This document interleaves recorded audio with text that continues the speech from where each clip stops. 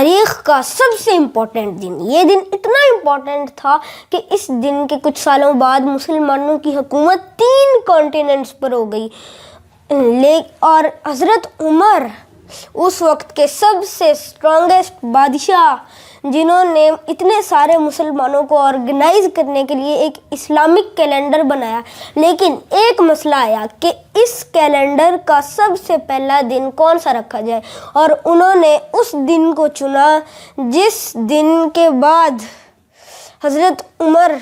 اتنے زیادہ طاقتور بنے. اور کیا آپ جانتے ہیں کہ یہ دن کون سا تھا؟ تو آئیے میں آپ کو بتاتا ہوں. السلام علیکم دوستوں، میں ہوں احمد ارسلان اور آپ دیکھ رہے ہیں ایڈوکاری ود احمد ارسلان. کیا آپ جانتے ہیں ویسے کہ یہ دن کون سا تھا؟ ہجرت. یس، یہی دن ہے جس کے کچھ سالوں بعد مسلمانوں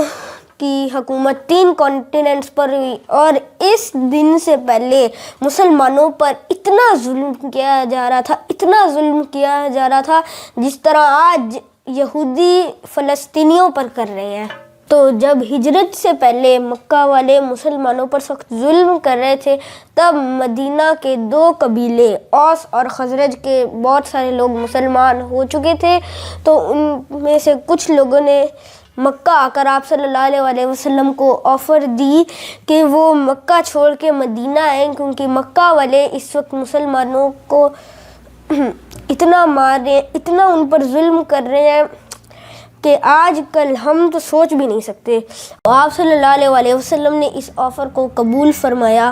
اور جلد سے جلد مکہ کے مسلمان کافروں سے چھپ کر آہستہ آہستہ مدینہ شفٹ ہونے لگے، اور کوئی ٹوٹل 70 یا 80 مسلمانوں نے ہجرت کی. اور جب مکہ کے کافروں کو یہ پتہ چلا تو انہوں نے اسلام کو ونس اینڈ فار آل ختم کرنے کا پلان بنایا، یعنی حضرت محمد صلی اللہ علیہ وسلم کو شہید کرنے کا پلان بنایا. لیکن اس دفعہ مکہ والوں کے لیے ایک بہت بڑا مسئلہ تھا کہ اگر مکہ کے ایک قبیلے نے بھی آپ صلی اللہ علیہ وسلم کو شہید کرنے کی کوشش کی تو آپ صلی اللہ علیہ وسلم کا قبیلہ بنو ہاشم، جو اس وقت مکہ کے سب سے زیادہ اسٹرانگسٹ اور ریچسٹ قبیلوں میں سے ایک تھا، وہ اس قبیلے کو زندہ نہیں چھوڑے گا. تو یہاں پر ابو جہل اور ابو سفیان نے ایک پلان بنایا کہ اگر ایک قبیلہ آپ صلی اللہ علیہ وسلم کو شہید نہیں کر سکتا تو ہم ایسا کرتے ہیں کہ قریش کے یا بنو ہاشم کے علاوہ سارے قبیلوں کو کہتے ہیں کہ وہ آپ صلی اللہ علیہ وسلم کے گھر جا کے انہیں شہید کر دیں. اور کیونکہ سارے قبیلے ہیں، بہت زیادہ ہیں، تو بنو ہاشم جو اکیلا ہے تو وہ ان قبیلوں کا کچھ بھی نہیں کر سکے گا. الٹا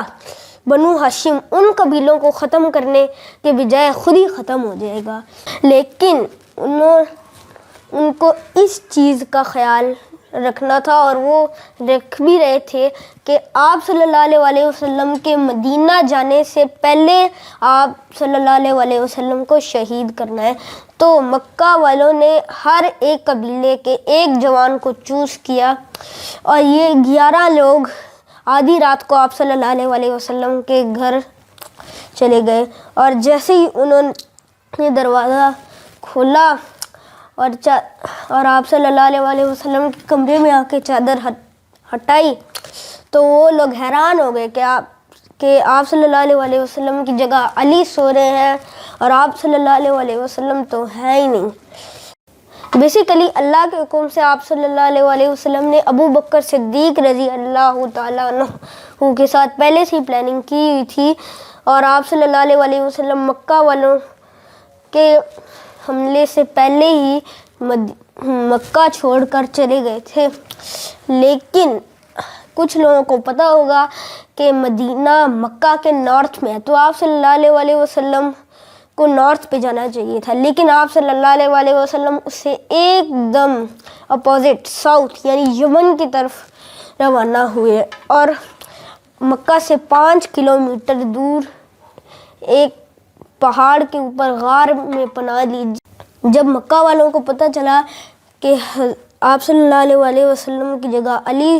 ہے اور آپ صلی اللہ علیہ وسلم ہے ہی نہیں، تو وہ لوگ پھر حضرت ابو بکر صدیق رضی اللہ تعالیٰ عنہ کے گھر گئے اور ان کی بیٹی حضرت اسما سے پوچھا، لیکن انہوں نے کچھ نہیں بتایا۔ اور پھر ابو جہل نے غصے میں آ کر حضرت اسما کے منہ پر ایک زور سے تھپڑ مارا، لیکن پھر بھی انہوں نے کچھ نہیں بتایا۔ اور ہر دن روز آپ صلی اللہ علیہ وسلم اور حضرت ابو بکر صدیق رضی اللہ تعالیٰ عنہ تک غار ثور میں کھانا پہنچاتی رہیں۔ پورے عرب نے آپ صلی اللہ علیہ وسلم اور حضرت ابو بکر صدیق رضی اللہ تعالیٰ عنہ کو ڈھونڈنا شروع کر دیا، لیکن مکہ اور مدینہ کے راستے پر، اور جب وہ وہاں نہیں ملے تو انہوں نے اور بھی ڈائریکشنز پر دیکھنا شروع کیا، لیکن ایک گروپ تو آپ صلی اللہ علیہ وسلم اور ابو بکر صدیق رضی اللہ تعالیٰ عنہ کے غار تک بھی پہنچا،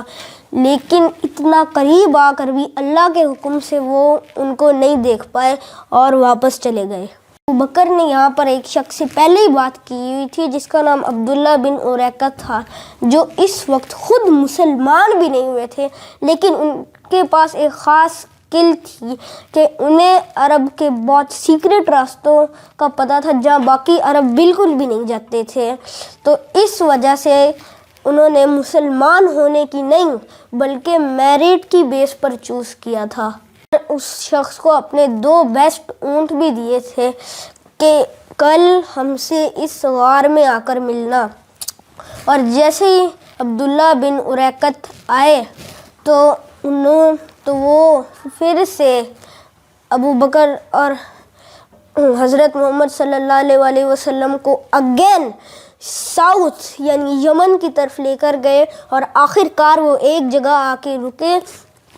اور دین انہوں نے انہیں ویسٹ میں ایک دم ریڈ سی کے پاس لے کر آئے، اور وہاں سے نارتھ پر یعنی مدینہ کے راستے پر جانے لگے۔ جب آپ صلی اللہ علیہ وسلم مدینہ کے پاس آئے تو مدینہ والوں نے آپ صلی اللہ علیہ وسلم کا ایسا استقبال کیا جسے دنیا آج تک یاد رکھتی ہے۔ آپ صلی اللہ علیہ وسلم مدینہ پہنچے تو ہر شخص کی خواہش تھی کہ آپ صلی اللہ علیہ وسلم میرے گھر میں رہیں، لیکن آپ صلی اللہ علیہ وسلم نے یہ فیصلہ اپنی اونٹنی کو کرنے دیا جسے مدینہ کے کسی بھی انصار کا دل نہیں دکھے گا۔ اب یہاں پر آپ صلی اللہ علیہ وسلم کی اونٹنی حضرت ابو ایوب انصاری کے گھر آگے رکی، اور پھر مسلمانوں نے اپنی اس ہجرت پوری کی۔ اور اگر آپ مزید جاننا چاہتے ہیں تو دیکھتے رہیے ایڈوکارے ود احمد ارسلان، اور مجھے دیجیے اجازت، اللہ حافظ۔